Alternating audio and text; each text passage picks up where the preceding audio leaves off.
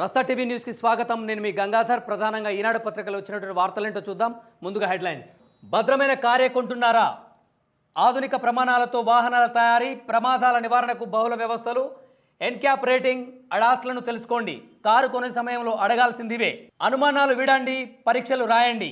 అపోహల సంఘం మీ జీవితాలతో చెలగాటమాడుతోంది. ప్రిలిమ్స్ పూర్తయిన ఇన్నాళ్లకు వితండవాదం సరికాదు. గ్రూప్ 1 అభ్యర్థులకు సీఎం రేవంత్ రెడ్డి సూచన. వారిపై లాఠీచార్జి కేసులు వద్దని పోలీసులకు ఆదేశం. గ్రూప్ 1 పై ప్రభుత్వం అప్రమత్తం. పొన్నం ఇంట్లో పలువురు మంత్రుల భేటీ. హాజరైన పీసీసీ అధ్యక్షుడు మహేష్ కుమార్ గౌడ్. ఉన్నతాధికారులు, న్యాయ నిపుణులతో అర్ధరాత్రి దాకా చర్చలు. నేడు కీలక ప్రకటన చేసే అవకాశం. గ్రూప్ 1 అభ్యర్థుల నిరసన, పరీక్షలు వాయిదా వేయాలంటూ అశోక్ నగర్ నుంచి సచివాలయానికి ర్యాలీ. మద్దతుగా పాల్గొన్న బండి సంజయ్. సచివాలయం ఎదుట బైఠాయింపు. నిరుద్యోగులకు సంఘీభావంగా వచ్చిన బారాసా నేతలను అడ్డుకున్న ఏబీవీపీ భాజపా కార్యకర్తలు. కొత్త టీచర్లలో 47% మహిళలు. గతంతో పోల్చుకుంటే భారీగా తగ్గుదల. డిఎస్సి 2024 విజేతల్లో 54% మంది 30 ఏళ్ల లూపు వారే. మంత్రివర్గ ఉపసంఘం నివేదిక వచ్చాకే రైతు భరోసా. వచ్చే యాసంగి నుంచి అమలు. వచ్చే సీజన్ నుంచి పంటల బీమా. డిసెంబర్లోపు మరో 3 లక్షల మందికి రుణమాఫీ. మంత్రి తుమ్మల నాగేశ్వరరావు. దీపావళి నాటికి 4000 డబల్ ఇళ్ల పంపిణీ. మంత్రి పొంగులేటి శ్రీనివాసరెడ్డి. మూసీ పేరిట లూటీకే మేం వ్యతిరేకం. మాల్స్ కట్టొచ్చు కానీ పేదల ఇల్లు ఉండొద్దంటే ఎలా? కేటీఆర్. పార్టీ నేతలతో కలిసి నాగోలు ఎస్టీపీ పరిశీలన. కుటుంబం విడిపోతుంది, కమతం చిన్నబోతుంది. 7 ఏళ్లలో 31.6% పెరిగిన అర హెక్టారు భూములు. 2015-16లో రైతుల సంఖ్య 23.16 లక్షలు. 2021-22 నాటికి 30 లక్షలకు చేరిక. అర్ధ గణాంక శాఖ సర్వేలో వెల్లడి. కాపుకొచ్చనంట దానిమ్మ, చీర చుట్టుకుంది చూడమ్మ. కేటీఆర్, హరీష్ల ఫామ్ హౌస్లపై నిజ నిర్ధారణ. ముఖ్యమంత్రి రేవంత్ రెడ్డి. సద్భావన స్ఫూర్తిని కొనసాగిస్తాం. ఇక వివరాల్లోకి వెళ్తే, కారు కొనడానికి ముందు ధర, మైలేజీ, అలాయ్, వీల్స్, వాటిలోని ఫీచర్లను చూస్తుంటాం. కానీ ప్రమాదాలు జరిగితే అందులోని ప్రయాణికుల ప్రాణాలకు రక్షణ ఎంత అన్నదే అన్నింటికంటే కీలకం. అందుకే కారు కొనేందుకు షోరూంకు వెళ్తే NCAP new car assessment programme రేటింగ్పై ఆరా తీయాలని సూచిస్తున్నారు. కొనుగోలుదారులు ఎవరైనా కూడా కారు కొనాలనుకున్నప్పుడు, నూతన కారును ఎవరైనా కొనాలనుకున్నప్పుడు వారు తీసుకున్నటువంటి తగు జాగ్రత్తలు ఏంటి అంటే, ముఖ్యంగా అది ఎంత మైలేజ్ ఇస్తుంది, ఎన్ని గేర్లు ఉంటాయి, వితౌట్ క్లచ్చా, వితౌట్ గేరా అనేది చూస్తుంటాం సర్వసాధారణంగా. కానీ ముఖ్యంగా మనం పాటించాల్సినటువంటి నియమం ఏంటంటే, మనకు కావాల్సినటువంటి కొనుగోలుదారుడు ఎవరైతే కారు కొనదలుచుకున్నవారు వారికి ముఖ్యంగా చూసుకోవాల్సినటువంటి అంశం ఏంటంటే, దానికి సంబంధించిన ప్రమాదవశాత్తు ఏదైనా అఘాయిత్యం జరిగినప్పుడు, అకస్మాత్తుగా ఏదైనా దానికి అఘాయిత్యం కారు డ్యామేజ్ అయినప్పుడు ప్రాణాపాయం లేకుండా ఎయిర్ బ్యాగ్స్ ఉన్నాయా లేవా అనేది ముఖ్యంగా పాటించాల్సినటువంటి నియమం. ఈ నియమాన్ని న్యూ కార్ అసెస్మెంట్ ప్రోగ్రామ్ ద్వారా దీనిలో రేటింగ్ ఎంత ఉంది, దీన్ని ఆరా తీయాల్సినటువంటి అవసరం ఎంతైనా కొనుగోలుదారుడికి ఉంది.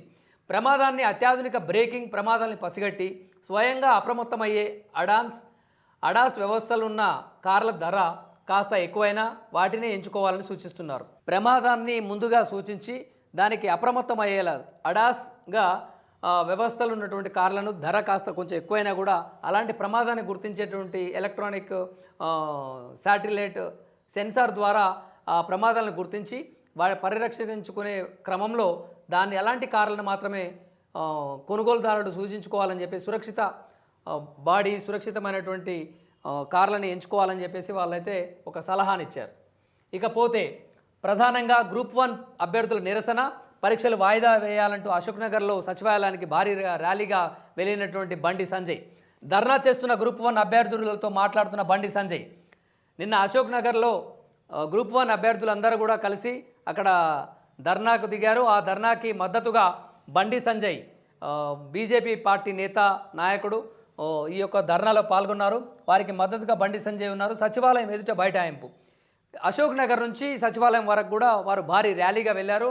అక్కడ సచివాలయం ఎదుట కూడా బైఠాయించి ప్రభుత్వంపై మండిపడ్డారు. గ్రూప్ 1 అభ్యర్థులకు తగినటువంటి న్యాయం చేయాలని చెప్పేసి కూడా వారు ఆ యొక్క నిరసన కార్యక్రమంలో ధర్నాలో పాల్గొన్నటువంటి బండి సంజయ్, ఏబీవీపీ ఇదే నేపథ్యంలో వీరికి మద్దతుగా అక్కడికి విచ్చేసినటువంటి టీఆర్ఎస్ నాయకులు కానివ్వండి, ఏబీవీపీ వాళ్ళైనా కూడా భాజపా కార్యకర్తలు, బీఆర్ఎస్ నాయకులు అక్కడికి వస్తుండగా ఏబీవీపీ, బీజేపీ కార్యకర్తలు, నాయకులు వారిని అడ్డుకున్నారు. పరీక్షలను వాయిదా వేయాలని జీవో నెంబర్ 29ని రద్దు చేయాలంటూ అభ్యర్థులు చేపట్టిన నిరసన తీవ్ర ఉద్రిక్తంగా మారింది. శనివారం హైదరాబాద్లోని అశోక్ నగర్లోని కోచింగ్ కేంద్రాల నుంచి వందల మంది అభ్యర్థులు ఒకేసారి బయటకు వచ్చారు. సెక్రటరియట్కు భారీగా ర్యాలీగా వెళ్లారు. ఇక్కడ చూసినట్లయితే అశోక్ నగర్లో అనేక విద్యా సంస్థలకి, అనేక గ్రూప్ 1కి, గ్రూప్ 4కి, వివిధ పోటీ పరీక్షలకు శిక్షణ తరగతులు ఇచ్చేటువంటి అక్కడ కోచింగ్ సెంటర్లు ఉన్నాయి. ఆ కోచింగ్ సెంటర్లో ఒక్కసారిగా అశోక్ నగర్ వాతావరణం మొత్తం ఉద్రిక్తత నెలకొన్నది. అంతేకాకుండా ఆ యొక్క గ్రూప్ 1 అభ్యర్థులకి జీవో నెంబర్ 29ని కూడా రద్దు చేయాలంటూ వారు చేసినటువంటి నిరసన ధర్నా కార్యక్రమం చాలా ఉత్కంఠగా మారింది. ఎందుకంటే వివిధ పార్టీ నేతలు కూడా, భాజపా పార్టీ నేతలు కావచ్చు, బీఆర్ఎస్ పార్టీ నేతలు కావచ్చు, ఎవరైనా మేము అండగా ఉంటామని వారికి ఆ నిరసన ధర్నా కార్యక్రమంలో పాల్గొంటామని చెప్పేసి కూడా వారికి అండగా ఉంటామని వాళ్ళు చేశారు. అదేవిధంగా అశోక్ నగర్ నుంచి సచివాలయం వరకు కూడా భారీ ర్యాలీగా వెళ్ళినటువంటి సందర్భం. ఇలాంటి ఈ గ్రూప్ 1 29 జీవోను ఎత్తేయాలని చెప్పేసి కూడా అభ్యర్థులు చేసినటువంటి దీంట్లో పోలీసులు అత్యధికంగా వారిని చెల్లాచెదురు చేసే ప్రయత్నం అయితే చేశారు. అశోక్ నగర్ రోడ్డుపై బైఠాయించినటువంటి అనంతరం సచివాలయానికి వెళ్లాల్సిందేనని సంజయ్ పిలుపునివ్వడంతో పరిస్థితులు ఒక్కసారిగా వేడెక్కాయి. ఇటు పోలీసులు, అటు అభ్యర్థులు, కార్యకర్తల రోడ్లన్నీ కిక్కిరిసిపోయినటువంటి పరిస్థితి. అదేవిధంగా అక్కడ ఉన్నటువంటి ట్రాఫిక్ను కూడా దారి మళ్లించే ప్రయత్నం అయితే పోలీసు బలగాలు చేశారు, ట్రాఫిక్ సిబ్బంది.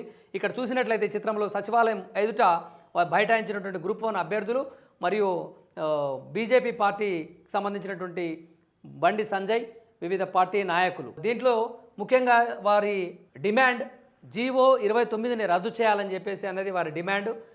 దీని పట్ల బారాసా, భాజపా శ్రేణుల బాహాబహి పోటాపోటీగా మేము బారాసా వాళ్ళు, తర్వాత బీజేపీ వాళ్ళు, భాజపా, బారాసా ఈ శ్రేణులు కూడా వీరికి మేమంటే మేము అని దీంట్లో పోటీ పడుతూ మేము అండగా ఉంటామని చెప్పేసి కూడా ముందుకు వచ్చినటువంటి సందర్భం. అనుమానాలని వీడండి, పరీక్షలు రాయండి. అపోహలు ఇవన్నీ కూడా అనుమానం ఏమొద్దు, పరీక్షలు గ్రూప్ 1 పరీక్షలు రాయండి అని చెప్పేసి కూడా వారు చెప్తున్నారు. రేవంత్ రెడ్డి గారు సూచనలు ఇస్తున్నారు గ్రూప్ 1 అభ్యర్థులకు. ప్రిలిమ్స్ పూర్తయిన తర్వాత ఇన్నాళ్లకు వితండవాదం సరికాదు. ఎందుకు గతంలో చూసినట్లయితే ప్రిలిమ్స్ పరీక్షలు రాసిన తర్వాత దానికి ఇప్పుడు అది సరికాదు, దాన్ని రద్దు చేయండి అని చెప్పేసి అనడం సరైనది కాదని చెప్పేసి సీఎం రేవంత్ రెడ్డి సూచించారు గ్రూప్ 1 అభ్యర్థులకు. మెయిన్స్ విషయంలో అభ్యర్థుల ఆందోళన విరమించాలని, అనుమానాలు వీడాలని ముఖ్యమంత్రి రేవంత్ రెడ్డి పిలుపునిచ్చారు. అపోహల సంఘం నిరుద్యోగుల జీవితాలతో చెలగాటమాడి తమ రాజకీయ భవిష్యత్తును నిర్మించుకోవాలనుకుంటుందని విమర్శించారు. నిరుద్యోగుల ఆందోళన విషయంలో పోలీసులు మర్యాదగా వ్యవహరించాలని, వారిపై లాఠీచార్జీ కేసులు వద్దని ఆదేశించారు. తెలంగాణ పోలీస్ అకాడమీలో శుక్రవారం జరిగిన పోలీస్ డ్యూటీ మీట్ ముగింపు సభలో సీఎం పాల్గొన్నారు. శుక్రవారం జరిగినటువంటి పోలీస్ డ్యూటీ మీట్లో సీఎం రేవంత్ రెడ్డి పాల్గొన్నారు.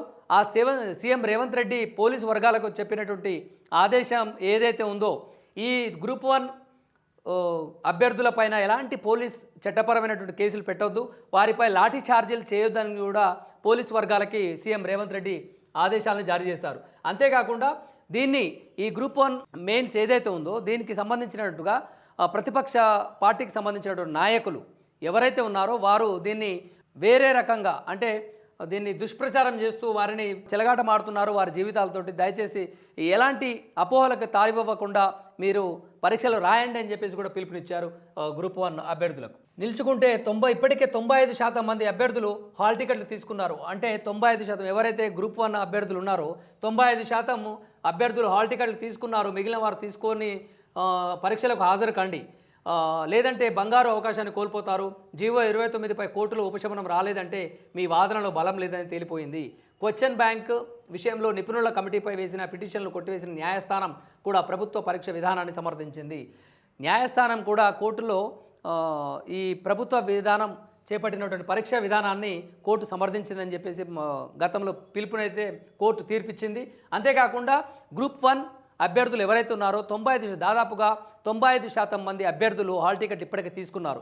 మిగిలిన శాతం 5% మంది ఎవరైతే హాల్ టికెట్ తీసుకొని వారు ఉన్నారో వారు కూడా హాల్ టికెట్స్ తీసుకొని ఈ గ్రూప్ 1 పోస్టుకు సంబంధించిన పరీక్షకు హాజరై పరీక్ష రాయవలసిందిగా సీఎం రేవంత్ రెడ్డి పిలుపునిచ్చారు. అదే కోణంలో దీన్ని ఒక మంచి ఎవరైతే తీసుకోకుండా పరీక్ష రాయకుండా ఉంటారో వాళ్ళు మంచి అవకాశాన్ని కోల్పోతారు. మీకున్నటువంటి జ్ఞానంతో, మీకున్నటువంటి తెలివితేటలతో, మీకున్నటువంటి నైపుణ్యత శైలిని కనబరుస్తూ, తమదైన శైలిని కనబరుస్తూ గ్రూప్ 1లో మీ యొక్క అత్యంత ప్రతిభని కనబరిచి మీకు ఆ యొక్క ఉత్తీర్ణత శాతాన్ని మీరు స్థాయిని ఉన్నతమైన స్థాయిని చేరుతారని చెప్పేసి కూడా పిలుపునైతే ఇచ్చారు. ప్రిలిమ్స్ అయిపోయిన తర్వాత ఇన్నాళ్ళకి ఇది అంతా వితండవాదం చేయకుండా మీరు ఉండాలి అని చెప్పేసి కూడా సీఎం రేవంత్ రెడ్డి పిలుపు అయితే ఇచ్చారు అభ్యర్థులను ఉద్దేశించి. ఈ సందర్భంగా ఇక్కడ ఎంపీటీసీలతో శుద్ధి చేసిన నీటిని మూసీ నీటిని చూపుతున్న కేటీఆర్ చిత్రంలో బండారి లక్ష్మారెడ్డి, కాలేరు వెంకటేష్, సుధీరెడ్డి, తలసాని, సవితా ఇంద్రారెడ్డి. మూసీ పేరిట లూటీకే మేం వ్యతిరేకం. మూసీ పేరిట ఏ విధంగా అయితే అన్యాయం జరుగుతుందో దానికి మేమంతా వ్యతిరేకం అంటూ కేటీఆర్, సుధీర్ రెడ్డి ఎంపీటీసీలతో శుద్ధి చేసిన వాటర్ ఒక జార్లో, మూసీ వాటర్ని ఒక జార్లో చూపిస్తూ దీన్ని బండారి లక్ష్మారెడ్డి, కాలేరు వెంకటేష్, సుధీర్ రెడ్డి, తలసాని, సబితా ఇంద్రారెడ్డి తదితరులు, కేటీఆర్ కూడా ఉన్నారు ఈ చిత్రంలో. మూసీ పేరిట లూటీకే మేము వ్యతిరేకం, మాల్స్ కట్టొచ్చు కానీ పేదల ఇల్లు ఉండొద్దంటే ఎలా అని కేటీఆర్ ఘాటుగా విమర్శించారు. పార్టీ నేతలతో కలిసి నాగోల్ ఎస్టీపీ పరిశీలన.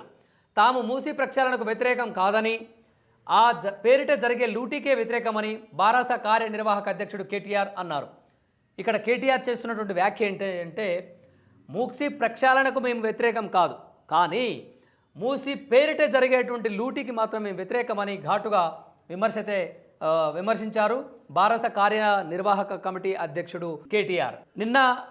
గత 2 రోజుల క్రిందట చూసినట్లయితే సీఎం రేవంత్ రెడ్డి కేటీఆర్కు కావచ్చు, మన హరీష్ రావు గారికి కావచ్చు, ఈటల రాజేందర్ గారికి కావచ్చు, ఈ ముగ్గురికి కూడా 3 నెలల పాటు మూసీ పరివాహక ప్రాంతంలో మీరు నివసించినట్లయితే ఈ మూసీ రివర్ ప్రాజెక్టును నేను విరమించుకుంటా అని చెప్పేసి సవాల్ విసిరారు. వారి సవాల్కి నిన్న నాగోల్లో జరిగినటువంటి ఒక సమావేశంలో కేటీఆర్ గారు సవాల్ని స్వీకరిస్తున్నట్టుగా చెప్పారు. వారు ఏమంటున్నారంటే 3 నెలలు కాదు 3 ఏళ్ళు ఇక్కడే ఉంటాను, మూసీ పేరిట మూసీ పక్కనే నేను ఇక్కడ నివాసం ఉంటానని చెప్పేసి కూడా వారు ధీటుగా వారు ఇచ్చినటువంటి సవాల్కి ప్రతి సవాల్ విసిరారు. ఒక పేదవాడి ఇల్లు కూలినా అడ్డుకుంటా, నా చిన్నతనంలో మూసీ సమీపంలోని నింబోలి అడ్డా, ముజంజాహీ మార్కెట్ సమీపంలో నివసించా అని అన్నారు. మూసీ పరివాహక ప్రాంతంలో నాగోల్ వద్ద నిర్మించిన భారీ మురుగు శుద్ధి కేంద్రాన్ని, ఎస్టీపీని శనివారం ఆయన పార్టీ నేతలతో కలిసి సందర్శించారు.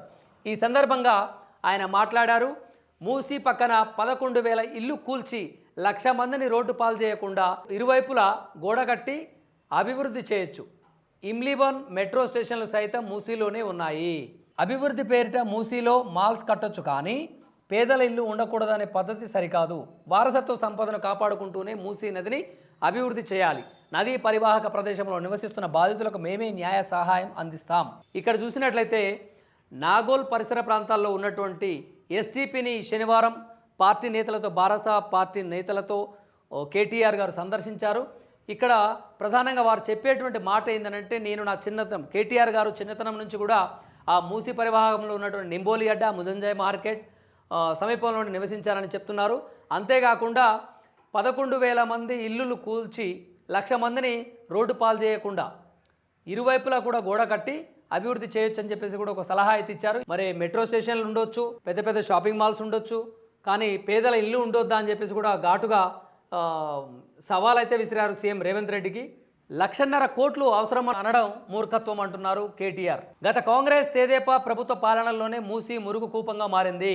కాంగ్రెస్ 10 ఏళ్ల పాలనలో కేసీఆర్ నది పునరుజ్జీవానికి ఎంతో కృషి చేశారు. నగర వ్యాప్తంగా 54 నాలాల ద్వారా నదిలోకి చేరుతున్న 2,000 MLDల మురుగును శుద్ధి చేసేందుకు 3,866 కోట్లతో నాగోలు, అంబర్పేట, ఉప్పల్, మల్కాజ్గిరి, షేర్లింగంపల్లి, కుకట్పల్లి, కోకాపేట, రాజేంద్రనగర్ నియోజకవర్గాల పరిధిలో మురుగు శుద్ధి కేంద్రాలు నిర్మాణమయ్యాయి. బారాస ఆధ్వర్యంలోనే అధికారంలో ఉన్నప్పుడు దాదాపుగా నగర వ్యాప్తంగా 54 నాలాల ద్వారా నదిలోకి చేరుతున్నటువంటి 2,000 MLDల మురుగును శుద్ధి చేసేందుకు 3,866 కోట్లతో నాగోల్, అంబర్పేట, ఉప్పల్, మల్కాజ్గిరి, షేర్లింగంపల్లి, కుకట్పల్లి, కోకాపేట, రాజేంద్రనగర్ నియోజకవర్గాల్లో మురుగు నీటిని శుద్ధి చేసి కేంద్రాలు నిర్మాణమయ్యాయి. ఎస్టీపీ ద్వారా రోజుకి 328 MLDల నీరు శుద్ధవుతుంది. అంటే ఈ ఎస్టీపీ కేంద్రాలు ఎక్కడైతే ఉన్నాయో వాటి ద్వారా మురుగునీటి శుద్ధి 328 MLDల నీరు శుద్ధవుతుందని చెప్పేసి వాళ్ళు తెలియజేస్తున్నారు. దీనికి గతంలోనే ప్రణాళిక సిద్ధం చేసినటువంటి ఇది ప్రత్యేకంగా ఈ కాంగ్రెస్ ప్రభుత్వం వచ్చిన తర్వాత కేవలం 57 కిలోమీటర్ల మూసి ప్రక్షాళనకు 1,50,000 కోట్లు ఎలా ఖర్చు అవుతుందని చెప్పేసి కూడా వారు ప్రశ్నిస్తున్నారు.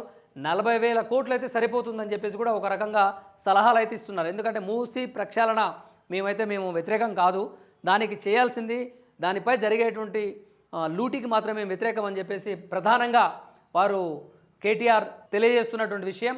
40,000 కోట్లతో పూర్తి చేయొచ్చు, 1,50,000 కోట్లు ఏ విధంగా ఖర్చు అవుతుందని చెప్పేసి కూడా ఇట్లా అనడం వారి మూర్ఖత్వమేనా కూడా ఘాటుగా స్పందిస్తున్నటువంటి కేటీఆర్. ఇప్పుడు చూసినట్లయితే ఇకపోతే దీపావళి నాటికి 4,000 డబుల్ బెడ్రూమ్ ఇళ్ల పంపిణీ.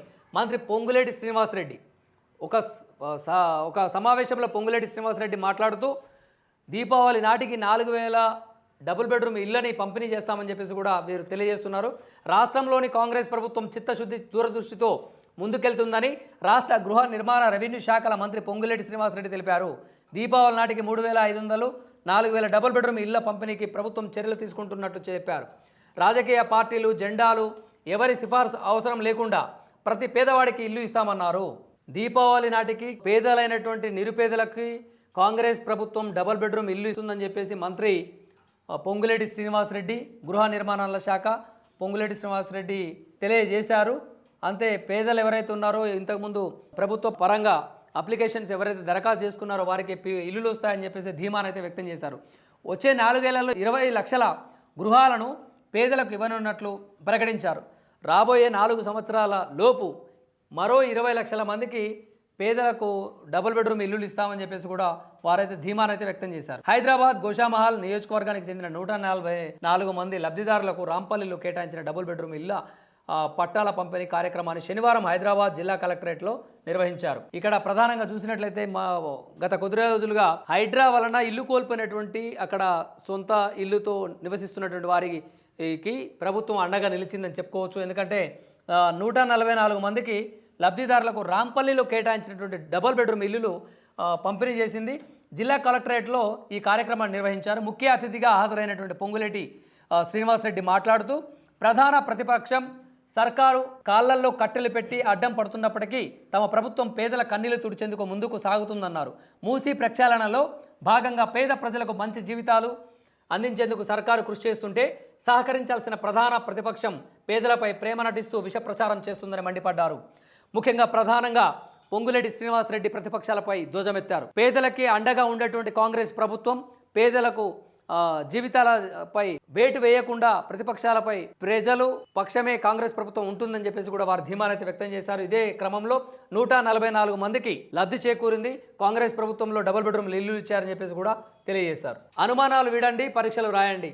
ఇకపోతే గ్రూప్ 1 పట్ల ఏ విధమైనటువంటి అనుమానాలు వద్దు అని చెప్పేసి కూడా సీఎం రేవంత్ రెడ్డి చెప్పినటువంటి వైనం. ఓవరాల్గా ఛాంపియన్షిప్ ట్రోఫీని క్రైమ్స్ డీసీపీ ద్వారా ధారా కవిత బృందానికి అందిస్తున్నటువంటి సీఎం రేవంత్ రెడ్డి. ఇక్కడ చూసినట్లయితే విజేతలకు ట్రోఫీ అందిస్తున్నటువంటి ఇది చిత్రంలో ఓవరాల్గా ఛాంపియన్ ట్రోఫీని క్రైమ్స్ డీసీపీ ధారా కవిత బృందానికి అందిస్తున్నటువంటి సీఎం రేవంత్ రెడ్డి. ఈ ట్రోఫీ వారి పోలీస్ బృందానికి వచ్చింది, చూడొచ్చు. ఇక పోతే మంత్రివర్గ ఉపసంఘం నివేదిక వచ్చాకే రైతు భరోసా. రానున్న రోజుల్లో మంత్రివర్గ ఉపసంఘం ఈ నివేదిక వచ్చాకే రైతు భరోసా ఇవ్వాలని చెప్పేసి కూడా వాళ్ళు ఒక నివేదిక అయితే వచ్చింది. తెల్ల రేషన్ కార్డు లేని 3 లక్షల మందికి డిసెంబర్లో కుటుంబ నిర్ధారణ చేసి రుణమాఫీ చేస్తాం. దీనికి 2,500 కోట్లు ఖర్చు అవుతుంది. 2 లక్షల కంటే ఎక్కువ రుణం ఉన్నవారు అదనపు డబ్బులు కడితే మాఫీ చేస్తాం. ఇక్కడ ప్రధానంగా చూసినట్లయితే రైతు భరోసా కింద కాంగ్రెస్ ప్రభుత్వం చెప్పినట్లుగా 2 లక్షల రూపాయలు రుణమాఫీ చేస్తానని చెప్పేసి అయితే మేనిఫెస్టోలో పెట్టారు. అదేవిధంగా 2 లక్షల రూపాయల కంటే ఎక్కువ రుణం తీసుకున్నటువంటి రైతాంగం 2 లక్షలకు పైన ఉన్నటువంటి పైసలు, ఉదాహరణకి ఒక రైతు 2,50,000 తీసుకున్నట్లయితే, ఒక రైతు 2,30,000 తీసుకున్నట్లయితే, ఒక రైతు 2,70,000 తీసుకున్నట్లయితే ఆ పైన ఉన్నటువంటి 70,000 రూపాయలు 70,000కు తగ్గట్టుగా మిత్తి ఇది కలిపి బ్యాంకులో చెల్లించినట్లయితే 30,000 ఉందనుకోండి, 30,000తో పాటు మిత్తి 2,50,000 ఉందనుకోండి, 50,000 పైన ఉన్నటువంటి 2 లక్షల కంటే పైన ఉన్నటువంటి రూపాయలు ఏదైతే ఉన్నదో దానికి తగ్గట్టుగా మిత్తి అది బ్యాంకులో చెల్లించినట్లయితే రైతుకి 2 లక్షల రూపాయలు రుణమాఫీ చేస్తామని చెప్పేసి కూడా వీరు ప్రకటించారు. అప్రమత్తం అవ్వండి రైతాంగం మొత్తం. రైతాంగం 2 లక్షలకు పైన ఏ విధమైనటువంటి ఒక్క రూపాయి కూడా లేకుండా ఆ రూపాయికి మిత్తిని చెల్లించండి. ఆ మిగిలిన 2 లక్షల రూపాయలు రుణం మాఫీ అవుతుంది. కొత్త టీచర్లు నూతనంగా ఎంపికైన తర్వాత దాదాపుగా 47% మహిళలకే కొత్త పోస్టులు వచ్చినాయి. ఉపాధ్యాయులు ఎవరైతే ఉన్నారో కొత్తగా నూతనంగా ఎంపికైనటువంటి వారికి ప్రధానంగా ఎక్కువ మంది 47% మహిళలే ఉన్నారంట. ఇక్కడ అందరు కూడా 30 ఏళ్ళ వయసు గల్లోళ్ళే. 30 ఏళ్ళు దాటిన వాళ్ళు ఎవరు లేరు. ఎక్కువ శాతం అయితే 30 ఏళ్ళ లోపు ఉన్న వారికే ఈ ప్రభుత్వ ఉద్యోగాలు వచ్చాయని చెప్పేసి కూడా చెప్పుకోవచ్చు. అమోయ్ కుమార్ రంగారెడ్డి జిల్లా కలెక్టర్గా ఉన్నారు. వారికి ఈడీ పిలుపు, జరిగిన భూ కేటాయింపులపై విచారణ. పశు సంవర్ధక శాఖ సంయుక్త కార్యదర్శి అమోయ్ కుమార్కు ఎన్ఫోర్స్మెంట్ డైరెక్టరేట్ ఈడీ సమన్లు జారీ చేసింది.